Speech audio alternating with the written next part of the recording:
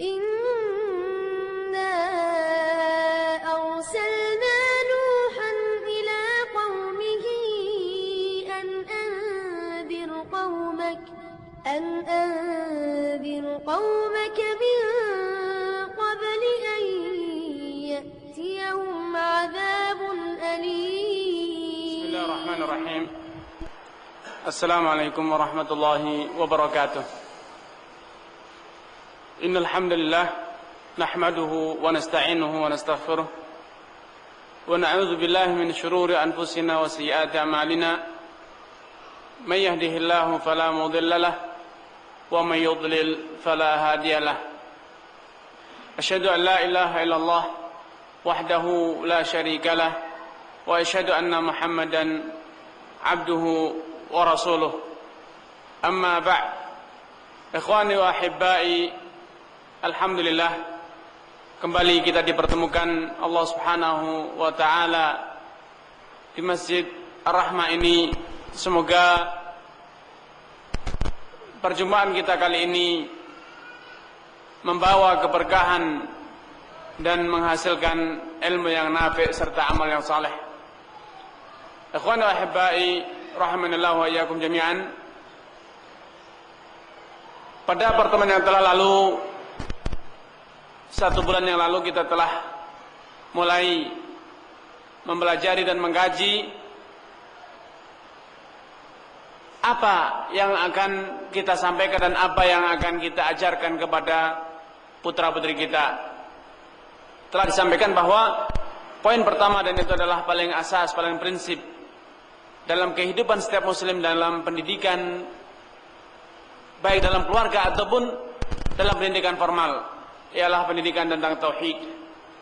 Kesadaran, menumbuhkan kesadaran kepada anak didik kita, kepada putra-putri kita, bahwa ia adalah hamba Allah Subhanahu wa taala dan ia harus berbakti dan mengabdi kepada Allah Subhanahu wa taala dengan menyerahkan, dengan mengarahkan, menunjukkan seluruh bentuk amal ibadah, baik ibadah yang lahir maupun yang batin, ataupun ibadah yang mahdhah, yang murni bernilai ibadah seperti salat, puasa, haji, ataupun ibadah-ibadah yang ghair mahdhah, ibadah-ibadah yang memiliki makna sosial seperti menolong orang yang kesusahan, membantu orang yang membutuhkan, dan amal ibadah yang serupa lainnya.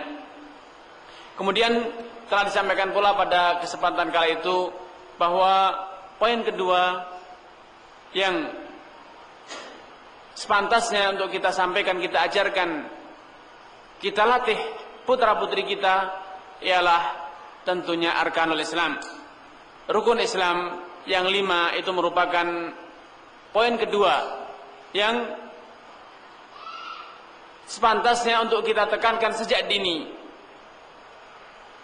Kita biasakan putra-putri kita untuk melakukannya sejak mereka masih kecil. Kita kenalkan, kita ajarkan kepada mereka tentang tata cara sholat, puasa, haji, sedekah, zakat, dan lain sebagainya. Karena inilah pesan Rasulullah SAW yang beliau sampaikan kepada Mu'adz ibn Jabal tatkala beliau diutus ke negeri Yaman. Faltakun awwala ma tad'uuhum ilaihi syahadatu la ilaha illallah wa anni Muhammad wa anni Rasulullah. Hendaknya amalan pertama, poin pertama yang engkau seru penduduk Yaman untuk mengamalkannya dan menerimanya ialah la ilaha illallah Muhammad Rasulullah, persaksian bahwa tiada ilah yang layak diibadahi selain Allah Subhanahu wa taala dan aku adalah utusannya. Selanjutnya Rasulullah mengatakan kepada Mu'adz, fa inhum ajabu kalidzalik, kalau mereka telah patuh menerima seruan untuk mentauhidkan Allah, mengakui bahwa Rasulullah SAW adalah utusan Allah, sehingga ia harus beribadah, hidup di dunia ini dengan meneladani Rasulullah SAW, maka hal kedua yang harus kita ajarkan ialah fa'alimhum anallahu aftarada alaihim khamsa salawatin fil yaumi wal lailah. Kita ajarkan kepada mereka 5 waktu salat. Kita ajarkan mereka untuk mendirikan salat 5 waktu, dan kemudian seterusnya zakat, kemudian puasa dan haji. Setelah kita mengajarkan arkanul Islam, kepada putra-putri kita sejak dini, kita latih.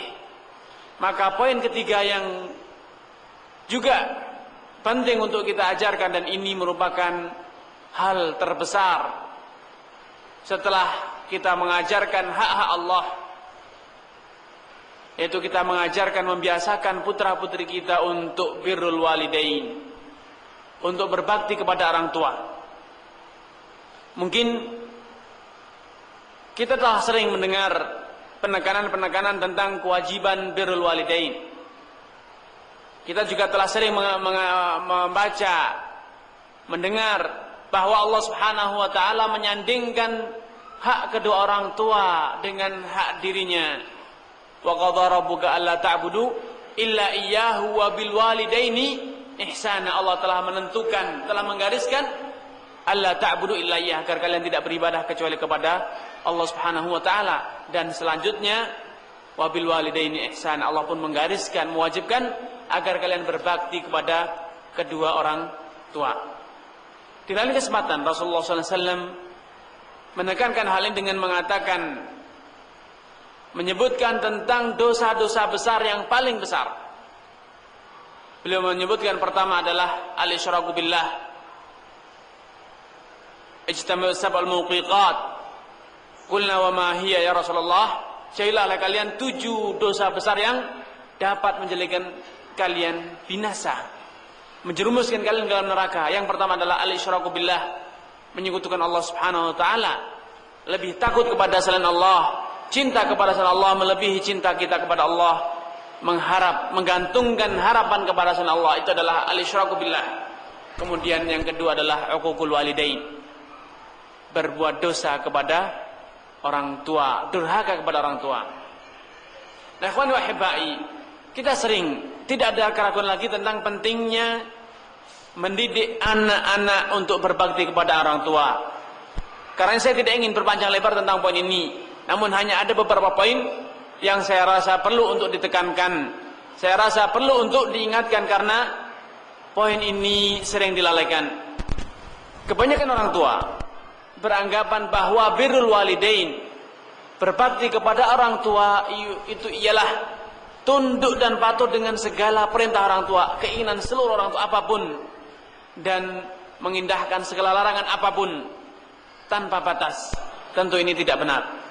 Birrul walidain itu dibatasi dalam Islam dengan ma lam yakun maksiyah, selama birrul walidain itu tidak dalam hal perbuatan maksiat kepada Allah Subhanahu wa taala.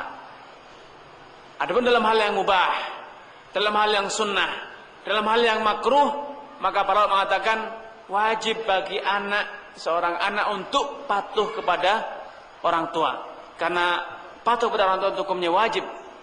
Sedangkan yang sunnah, sedangkan yang makruh itu bukan hal yang wajib dan bukan hal yang haram. Namun bila sampai orang tua memerintahkan kita untuk berbuat yang haram, berbuat yang dosa, yaitu meninggalkan yang wajib, maka barulah inilah garis pemisah antara taat kepada Allah dan taat kepada Allah dan orang tua. Kita lebih mendahulukan ketaatan kepada Allah Subhanahu wa taala. Rasulullah taala menegaskan, la ta'ata li makhluqin fi ma'siyati al-khaliq. Tidak ada kewajiban bagi kita untuk taat kepada sesama makhluk bila dalam urusan bermaksiat kepada Allah Subhanahu wa taala. Karenanya Allah Subhanahu wa taala menegaskan, wa in jahadaka ala an tusyrika bi ma laysa laka bihi ilmun fala tuti'huma wa sahibhuma fid dunya ma'rufa. Kalau kedua orang tuamu memaksamu untuk berbuat sekutu, menyekutukan Allah Subhanahu wa taala, maka jangan dipatuhi keduanya. Namun ingat, tidak patuh kepada orang tua dalam hal maksiat itu bukan berarti kita durhaka, bukan berarti kita bertutur kata yang kasar, bukan berarti kita bertindak yang keras, tidak. Namun tetap saja kita wajib untuk wasahibhuma fid dunya ma'rufa, mempergauli mereka, berinteraksi dengan mereka, menghormati mereka dengan cara-cara yang ma'ruf, dengan cara-cara yang wajar. Nah, lihat di pada ayat ini Allah Subhanahu wa taala memberikan qaid, memberikan catatan bahwa tidak patuh kepada orang tua dan tetap bergaul dengan kedua orang tua walaupun kita tidak mematuhi keinginannya yang haram, keinginannya yang dosa, itu Allah berikan catatan wa sahibuhuma fid dunya ma'rufa, dengan kata-kata yang ma'ruf. Standar ma'ruf, batasan ma'ruf, penilaian ma'ruf sebagaimana dijelaskan oleh para ulama, itu menyesuaikan dengan kondisi serta budaya yang berlaku di masing-masing masyarakat.